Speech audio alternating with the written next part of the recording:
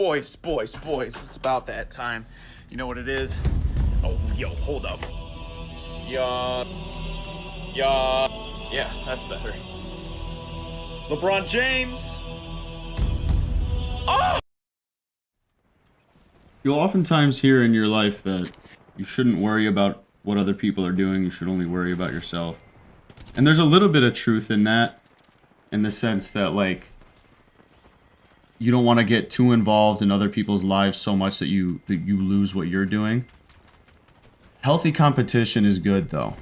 You know, that's kind of what we as human species do. We compare ourselves to others and try to see what other people are doing better than us and try to apply it to our own lives, and then, you know, look at others and see how we can adapt. That's just kind of what the human species does, and that's what you should do. And you can surround yourself with people that share the same values and interests and mesh with your personality. We call those friends.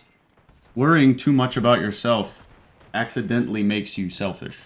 And we're already kind of shutting people out of our lives and going monk mode by mistake.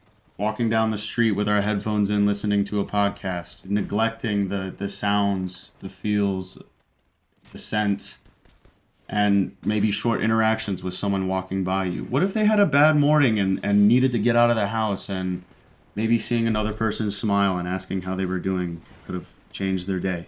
Going to the gym with your hood on, headphones on, hat down, like expecting someone to feel bad for you. Like, I've been there.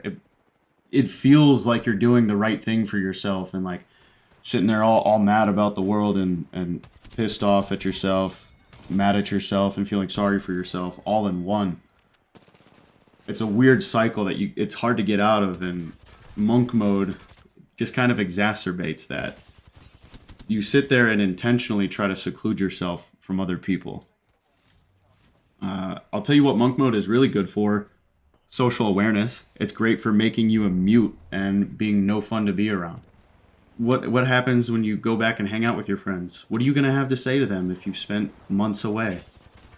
You may also start to feel like you're better than other people, and deep down you know that you're not, because all you've accomplished is moving the needle just a little bit in your business at the expense of your friends and time spent with people that you love. There's this quote from Mark that I want to share. For what shall it profit a man if he gains the whole world and loses his whole soul? If you dive too deep into monk mode, you develop a very secluded personality and a very cold persona about yourself. And you don't even realize that it happens, and you kind of have to work to get out of it too. Look, monk mode works. It does work. But it comes with a cost. Like, I've done it. It doesn't feel cool. There's also that phrase, selling your soul at the crossroads. I don't know if anyone's heard of Robert Johnson, the man that made a deal at the crossroads and then didn't feel like himself for a long time as he continued to practice, and all of a sudden he just gained a ridiculous new talent on the banjo, and he was only considered average by, rock and roll standards. There's a Netflix documentary out on it now, I believe. I don't know when it came out, but I'm probably going to give that a good look. But regardless of your faith and what walk of life you come through, you can get anything you want in this world if you lie, manipulate, and deceive. Monk mode will turn you into this cold person. It won't necessarily turn you into a bad person, but after you've seen a little bit of success, all of a sudden you'll go, what if I double down on this and just start to use people around me? Yeah, you'll start to get what you want, but then you'll lose your name and your reputation. No one's going to want to be around you. Everyone thinks that you're just there to use them as a piece of equipment and dispose of them. And then before you know it, you've taken a turn down a road that you don't know how to go back down.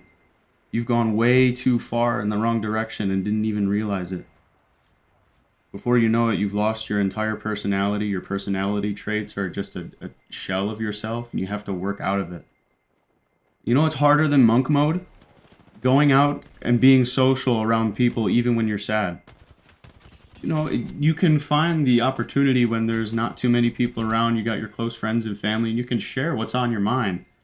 And when you do that, and they reciprocate in time, then you've built a circle of trust and you can confide in each other. And it's important to have that sort of support system.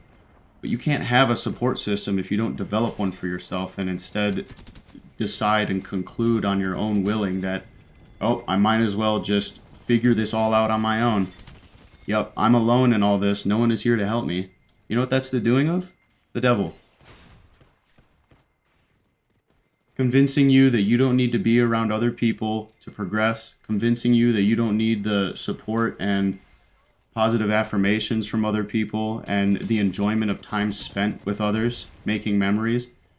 Do you think you might remember setting yourself aside for several months at a time and realizing that you've lost a lot in your life while gaining maybe a couple extra $1,000 on your business? But what point is that if you don't have anyone to share it with? See, we're social creatures, but more so on social creatures, we're creatures of love. And as weird as it sounds and as gay as it sounds, like, it's the truth. I held the door open for this lady the other day that had her hands full. And she was maybe like a couple extra feet out to that point where you're kind of deciding, like, oh, like, do I hold this door open? Is it weird if I hold?